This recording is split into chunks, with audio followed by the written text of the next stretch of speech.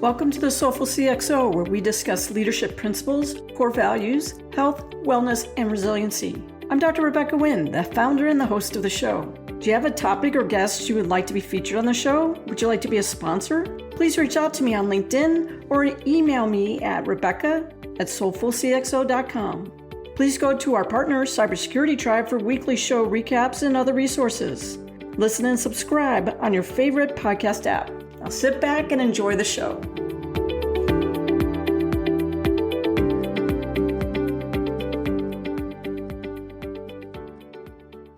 Welcome to the Soulful CXO. I'm your host, Dr. Rebecca Wynn, and we are pleased to have with us today, Debra Benton. Debra is globally recognized executive coach, best-selling business author, popular conference keynote speaker on leadership and executive effectiveness. She's developed a reputation with clients all over the world as a practical, insightful, candid, caring consultant. As top C-suite executive coach, she helps people take ownership of their potential by making positive, lasting changes in their attitudes, actions, interactions, both for themselves and organization. She's a acclaimed author of 13 professional development books, which have been translated to multiple languages. Her latest book is Executive Presence in a Modern Leader, a guide to cultivating success and thriving in the workplace. That was just released in May 2021. It's a great read. You can get it on Amazon. I've read it several times. Her client list is a who's who of who's who: Microsoft, Citi, Kellogg's, Campbell's, GE, AT&T, American Express, Pepsi, United Airlines, Time Warner, McKinsey & Company, Verizon, Dell, Kraft Food, NASA, Hollywood's Elite, Washington Beltway, and that's just to name a few.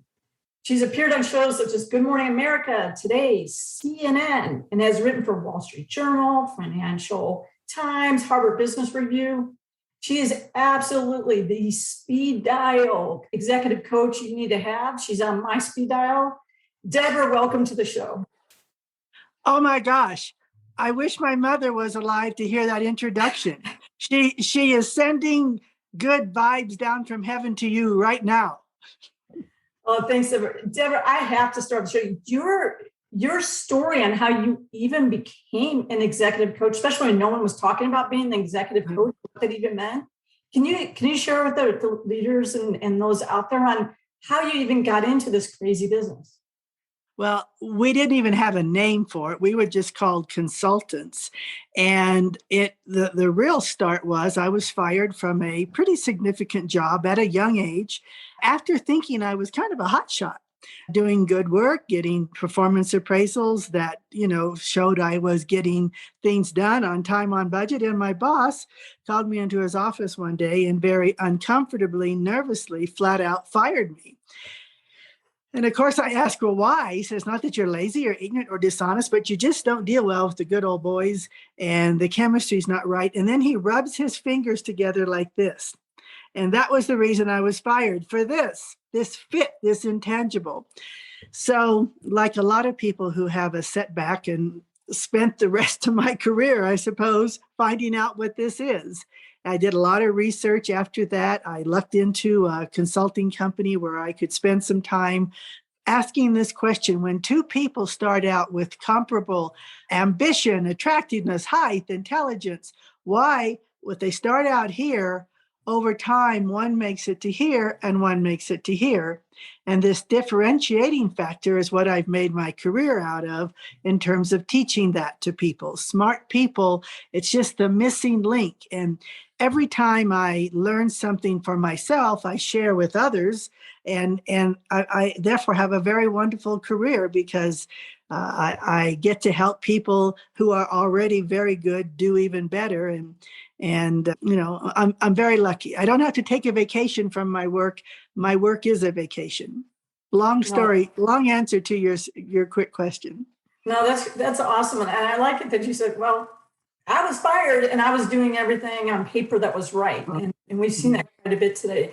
It's interesting when I read your work, and your work is so really good about being like proactive and giving us really great examples of other leaders to model after, what works, what doesn't work, what that looks like, and how you should put things into practice. And when I read a lot of other people's materials, to me, they seem to kind of like mix up what's executive presence versus what's leadership presence or leadership styles. Can you explain to people what's the difference between the two? I think you need to have an executive presence to get people to want to follow you and emulate you so that you can be a leader. Okay. Just being the smartest person in the company or on the block or whatever, even a big title doesn't make you a leader unless people also feel that you as an individual are memorable and impressive, credible, genuine, trusted, liked, confident yourself, comfortable in your own skin. That's who people want to be like. That's how they want to come across. And so, again, you have to have a presence that sets you apart to have people notice and want to follow you because it's a good presence. And then you're a leader because you're not a leader if you don't have followers. Okay. One of the things you talk about a lot in at least your last book that I really like is you go through when people ask you like, what kind of leader are you? You're like, I don't know, I don't kind of leader. And you go through several different examples, like what's a visionary, what's a coach, what's an agile, what's someone who wants to be, very strong, like my way or the highway. Can you explain a couple of those? Give us a couple of examples of those different types of leaders and what that kind of looks like? Well, and you're right. Leadership. I mean, if you Google books on leadership, there's probably 50,000 titles. So it's always a question, what is leadership? And I do need to make this point. The leadership required, say, in an organization, in your team, in your company, in your life, well, let's stick to business here first, varies. If you are a startup organization, you need visionary to see what's going to happen, potentially what could happen. Okay. So, whether you like a Zuckerberg or Elon Musk, I mean, they were visionary leaders. When you have an institution going and it is going well, your leadership style might be to make sure there's always vision in the back there. You always have to be looking forward, but you also have to make sure the machine is running now. So the leadership that might be required would be one who really can get dysfunctional sometimes or different thinking, diverse people on the same boat, on the same train, or whatever the expression is. So leadership changes, the need of it changes based on the stage and even age of a company or a team. There's leadership it's almost hostile. It's my way or the highway. And that works for a while. I remember one company, I won't mention the name, but the CEO routinely would set up a meeting for 2 p.m., show up at 3 p.m., everybody's waiting for an hour, and he'd walk in and say, okay, all the stupid people out. I mean, and he's a well-known person in this world. And I asked my client who worked for him, I said, why did you put up with it? Why would you? And he said, he made us a lot of money. So leadership isn't always good. And in fact, many CEOs who are leaders just because of their title will tell you there's an awful lot of jerk CEOs out there. So there's business leadership that would be, as I defined it, a number of different ways in the book, but then there's personal life leadership too. And I'm most interested in that because that helps in your life, but it carries over into business too and helps you deal with the style of leadership needed. But the personal leadership of being someone who is considerate, maintains others' self-esteem, accepts others' character, motive, and ability without judgment, who expects acceptance for themselves. That's the kind of personal leadership that is strongest and overriding all styles in all times and all needs. Right now, everybody listening and watching, You're the CEO of your life. Years ago, I thought of writing a book called Good Lovers Make Good Leaders. And I don't mean in a sexual tense. I mean good lovers in terms of a positive relationship, a healthy relationship personally with someone face to face that you're with all the time. Those same skills are what's needed in business, but you don't always find it. I'll stop and try to be more succinct. One of the things is when you talk about being authentic and trying to find out who you are as a person, I think that's really key. Mm. And one of the things that we see quite a bit is either people are in positions or they might apply for positions, and then they get in those positions and it feels like, what's being termed as imposter syndrome. Mm. And one of the things that you really address really well in all your books is that imposter system is not that you're being an imposter, is that you're not really being able to be your authentic self, and how to recognize that sooner than later. Can you walk us through a little bit of that? Because one of the things is, a lot of times when people talk about executive presidents and everything else, it's always about you, and you have to fix you. And sometimes you're really just in bad situations that maybe you need to spin yourself out of. Well, that's a very good and kind of a good question and kind of a deeper issue than maybe I can address here briefly. But I do want to say on the imposter syndrome expression, which you hear a lot, most everybody feels it. All right. I don't care what level, politicians in the public eye, business leaders, community leaders, most people feel it to some degree. And it stems from our own personal insecurities, which we all have. Even the most confident appearing person that you see or deal with has insecurities. They're just better at camouflaging their insecurities. Okay, that's the key, better at camouflaging. So where you get into trouble is, there's an expression, confidence, fake it till you make it. And then there's which is true. You have to act it so people think you are, so that they treat you like you are, so that you do better. But anything good taken to the extreme becomes bad. So if you fake it so much, then you have that imposter where you feel like, sheesh, somebody's going to find me out. Every day, someone's going to find me out. Back to the authentic self. I tell people the best leader that you can be is the kind you would like to have, the kind you would follow. And that clears up a lot. It's sort of what's the golden rule, do unto others as you'd have them do unto you, right? Okay. So to fight the authenticity concern is to calm down, think, reflect. What is the kind of person you admire, respect, follow, believe, trust? What does that person do? Okay, I want to make sure I do that for others. And you have to do it before you're around it, all right? There's many people who are in positions of power and authority and title who do not do this. So do not learn from that person, except learn what not to be. But it all boils down to you and you taking control. And I've been using this recently in my own life, which has really helped.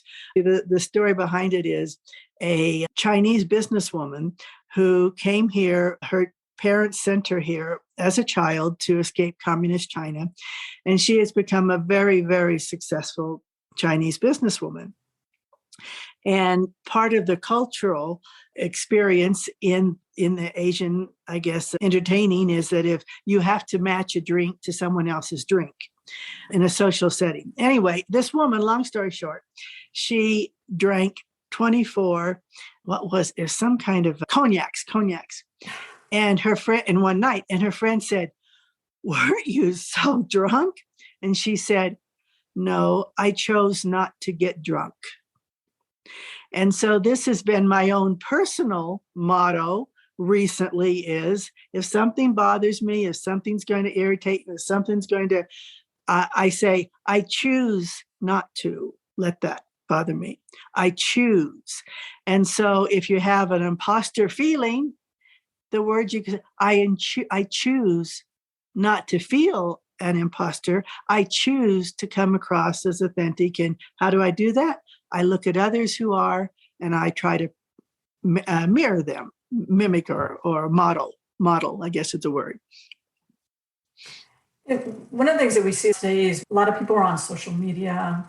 I would just tell you, even on LinkedIn, I question some of the things that people post. How do you coach people on, especially maybe younger people who are managers who want to move their way up to leadership, or sometimes even leadership themselves, when your messaging, even in these other platforms, is not being consistent what you're trying to bring to the world in the corporate world, and it's causing issues, and they don't even realize it's causing issues. How do you coach people around that? Well, I used to say, kiddingly, you have to be aware of and responsible for your behavior all the time. I said there's 500 cameras looking at you, meaning 500 people. I was saying like that. Today, there really are 500 or 5,000 cameras, or 5 million with social media. So one, you have to decide to be aware of and responsible for the persona, the image, the presence that you want to have.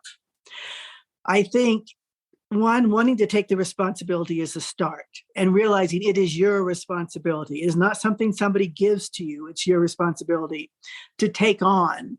And then if you're going to take it on, learn, observe, watch, pay attention to those you admire who are doing it really well. And that could be on social media or any place. The beauty of communication tools now, you have access to just everybody on anything, just about. So be careful who you emulate. All right. There's a lot of people who make money and who are popular, but they aren't the people you want to emulate long-term in your life. You always can pick out what the best do, or what some people do. Pick out the best for you and make it yours. But be very careful who you emulate today. Kind of a version of that is a mentor. When I was starting my career, I sought out mentors, and it was somebody who had gone further than I had, done much more, been successful in an area that I wanted to be in. And that's who I wanted to talk to and listen to and watch and observe. And now you have so many to do that. Just be careful. And then once you do decide on the persona that fits you, is authentic, genuine, true to yourself, be consistent in it. If you do it most of the time and then slip up one time, it's gone. I remember I had a client years ago. It was a woman who, her boss had sent her to me, and she was off the charts bright, the smartest person in the room always. But she was highly offended if anybody did anything she felt was incorrect, and in a judgmental way. Okay. She was not accepting of others' character and motive. If she felt they didn't live up to her standards, she let you know. And it was an intolerable situation for her boss to have her on the team when she was such an integral part, but it's really causing a problem. So I worked with her. We talked about it. We talked about where that stemmed from, what to do about it. When she felt the need to come in and get judgmental, what could be some trigger to stop and calm herself down. And okay, she went back. The boss said, I would have paid 4 times what I paid because of the good results. Yet a year later, I got a call from the boss, and he said, she was so good, but we had a big thing. It was a big show, and and she reverted back for some reason, and it blew it. So whatever you choose, assuming it's good, be consistent at it, because people are watching and they look for inconsistencies. And so again, you asked such good questions, I had to give too long of answers. Next question you ask, I'm going to say yes or no, and that's all. No, I will not ask you that type of question, because we want to know this great knowledge. One of the things that Today, what we do is we have a lot of people who are changing, right? The statistics out there, almost 85% of the people right now are secretly looking for a new position, and they're trying to spin out and go into new companies. But one of the things going to these new companies, a lot of times their expectations are massive. They want you to be able to jump into the culture, know the culture immediately, and produce immediately. That causes a lot of anxiety. And unfortunately, with all that anxiety, like you said, is either you go ahead and you might feel like an imposter because people are trying to push you to understand a culture and come up with solutions so quickly and you don't even understand it yet. And you're trying to read how other people are, how they're interacting at the same time. And that I already get anxiety just even talking about it. How do you coach people in these changing times going into these new roles? How can you try and balance that and keep your internal peace so you can go ahead and make those great connections? And if you do have a misstep, for people to forgive you and not to be able to go ahead and just, the throwaway culture, right? You messed up once, you're out. I think that's wrong for companies to do that. But a lot of companies do that. How do you coach people around trying to balance that? There are expectations on both sides. Employees are much more demanding of the culture of the manager of the company that they're working for, much more demanding than they've ever been in history. And if it's an old school manager, it's a little tough for him or her to not expect someone to just do what he or she's told to do. Okay. So there's expectations on both sides. And the good thing about so much information out there is you can do due diligence before you join on a company. You can look at the LinkedIn or Facebook or the profiles of the executives in the company. You can read articles. You can see what they post. You can do so much about the company so you know what you're getting into first. And then know what you can, but then go in with an inquiring attitude. Do not come in and think like you have to hit the deck running in the first month. That's a very bad leader, or I wouldn't call the person a leader. I'd call it a boss, a manager, who would expect instant results. What they want to see is how you think, and not just your knowledge base, but how you think, how you make decisions. And the good way to show them is to ask them questions on how they think and how they make decisions. Too many times when you go in, you want to show off what you know and you want to be really good and smart right away. And what's really good and really smart is when you try to make others feel good around you. And a good way is to ask questions about what's their background on this? What caused them to join this company? What have they learned since? What would they do differently the next time? What do they want to achieve in their job? My manager, what do you want me to achieve? What do you want? What's our goal in our team? What don't we want to mess with? What do we want to have stay the same? What do we want to maintain? And what do we want to avoid? What don't we want to happen? What do we need to do to make sure we don't have something that we're not looking, that we don't want? The point is questions for a new person going into a company. Okay. 80% of the conversation should you be asking questions.